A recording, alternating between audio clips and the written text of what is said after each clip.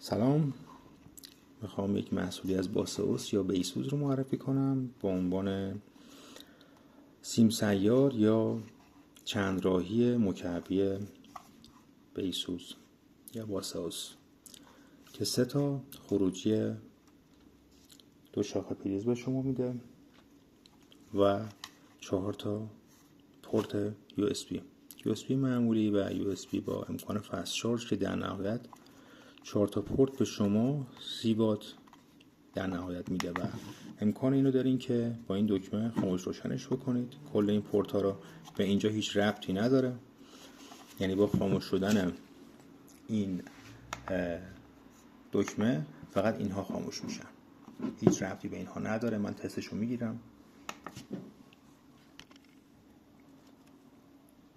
خب من برای اینکه تست اینو بگیرم این رو میذارم داخل این، میبینید که این روشنه.